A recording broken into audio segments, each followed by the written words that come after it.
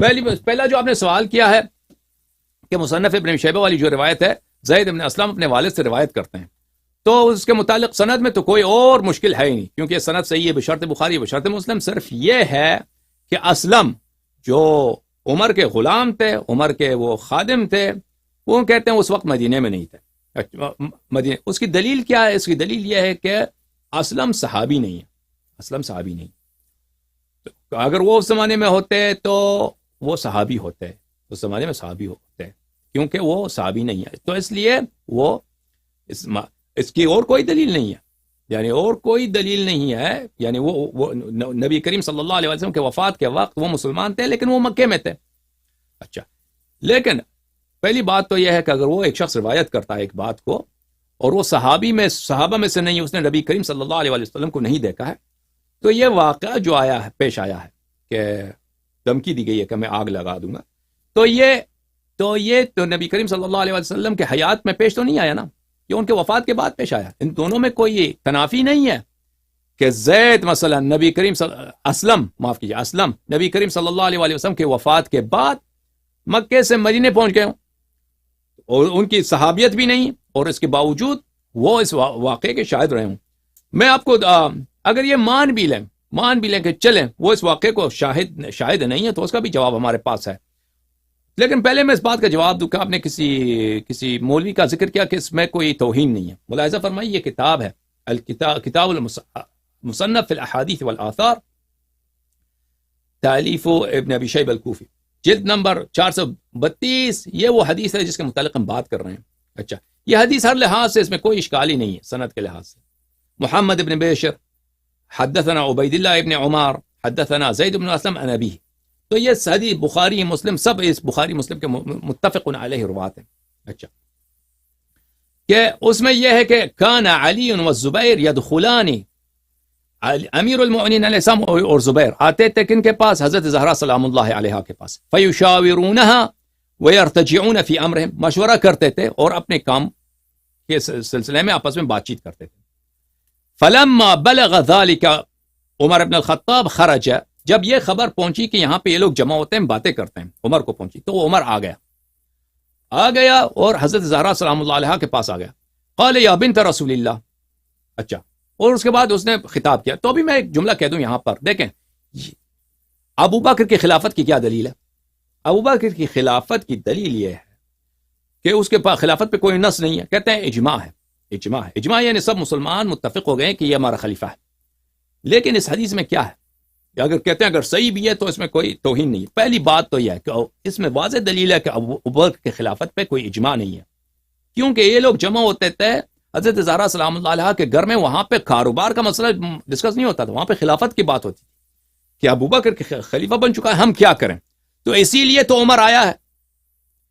جب خبر پہنچا ہے تو اس نے سوچا ہے کہ یہاں پہ ہمارے خلاف منصوبہ ہے، سازش ہے، آیا ہے اور وہاں پہ دھمکی دیا کہ میں گھر جلا دوں گا اگر یہ پھر جمع ہو گئے یہاں پہ.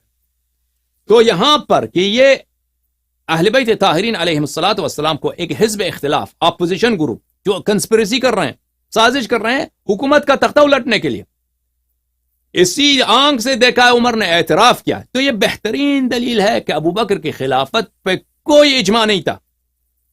ابو بکر کے خلافت اہل بیت طاہرین علیہ الصلوۃ والسلام اور زبیر جو اہل بیت میں سے بھی نہیں ہے، اور دوسری روایت میں طلحہ بھی ہے اور بھی لوگ بھی ہیں. اچھا، ان کے نزدیک یہ غیر مشروع ہے اور یہ سازش میں، کوشش میں ہے کہ اگر ساتھ ہی مل جائیں، کوئی منصوبہ بندی ہو جائے، ممکن ہو تو اس کو خلافت کا تختہ پلٹ دیں. تو پہلی بات تو یہ کہ اگر یہ حدیث صحیح ہے، اس سے پہلے کہ ہم ثابت کریں کہ انہوں نے گھر جلایا، ثابت کیا ہوا کہ عمر کے ابو بکر کی خلافت کی جو واحد دلیل ہے اجماع، وہ باطل ہے، کوئی اجماع نہیں ہے. بلکہ کیونکہ اہل بیت علیہ الصلوۃ والسلام مطہر ہیں، رسول پاک صلی اللہ علیہ وسلم نے فرمایا قرآن سے جدا نہیں، ان کی اتباع واجب ہے. ان کی نظر میں اگر ابو بکر کی خلافت ایسی خلافت ہے کہ اگر انسان طاقت ہو تو اس کا تختہ الٹا جائے، تو یہ خلافت ہی غیر مشروع ہے.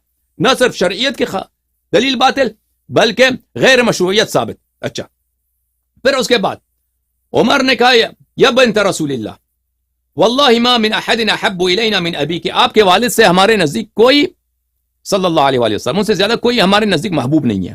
وما من احد احب الینا بعد ابیک منک، اور ان کے بعد آپ سے زیادہ کوئی معزز شخص ہمارے پاس نہیں ہے.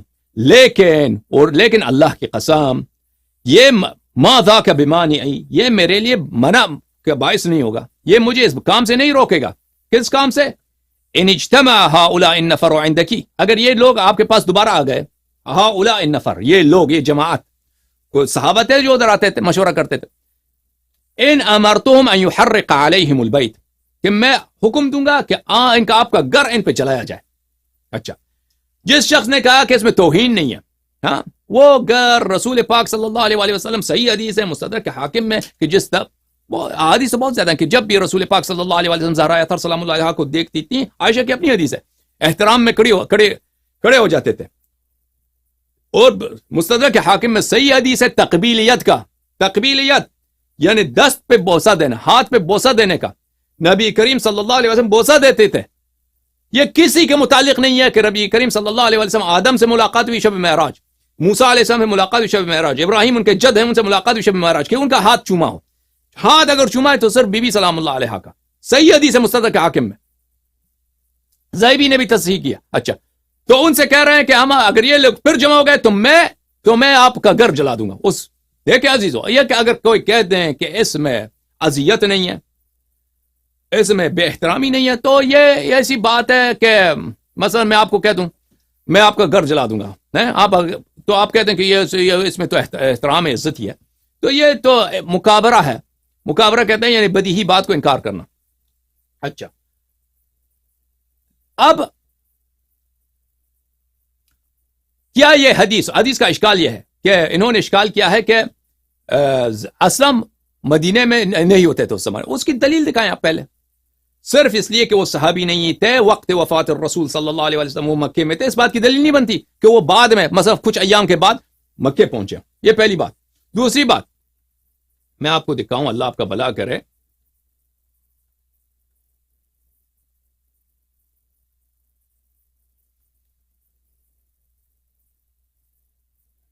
ایک منٹ میں بھی آپ کو دکھاتا ہوں۔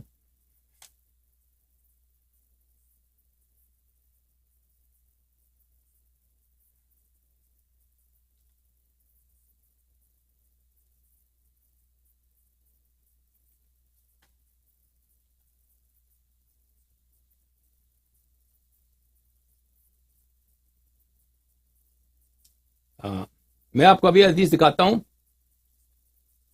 بخاری میں سے، کہ وہ بخاری نے خود احادیث روایت کی ہیں اسلم سے، کہ وہ رسول پاک صلی اللہ علیہ وسلم سے روایت کرتے ہیں۔ ملاحظہ فرمائیے، یہ کتاب ہے صحیح بخاری، چھاپ دار احیاء تراث العربی، سنہ 1422 میں چھپی ہے۔ ملاحظہ فرمائیے، یہ صفحہ نمبر 739 میں 39، حدیث نمبر 4177۔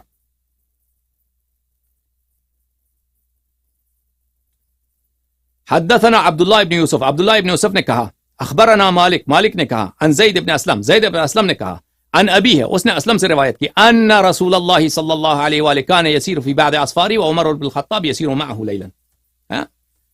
بخاری کی حدیث ہے کہ رسول پاک صلی اللہ، زید ابن اسلم نے اپنے والد اسلم سے روایت کی ہے کہ رسول پاک صلی اللہ علیہ وآلہ وسلم ایک دفعہ ایک سفر میں رات کو سفر کر رہے تھے اور عمر ان کے ساتھ تھے۔ پھر عمر نے ان سے ایک سوال کیا، اب سوال کیا تھا، جواب کیا، اس میں لمبی ہے۔ یہ حدیث بخاری میں 3 جگہ مذکور ہیں، 3 جگہ مذکور ہیں، شاید اب میں ڈھونڈ لوں مسلم میں بھی ہوگا، کہ روایت وہی ہے کہ زید ابن اسلم بلا واسطہ، عفواً اسلم کے باپ کا مجھے نہیں معلوم، وہ عمر کا غلام تھا، خادم تھا۔ اسلم بلا واسطہ رسول پاک صلی اللہ علیہ وسلم سے نقل کر رہا، اور یہ نہیں کہتا کہ میں نے عمر سے سنا ہے، کوئی تصریح نہیں ہے، لیکن آپ بالاجماع اس حدیث کو صحیح مانتے ہو، بالاجماع اس حدیث کو صحیح مانتے ہو، ٹھیک ہے نا؟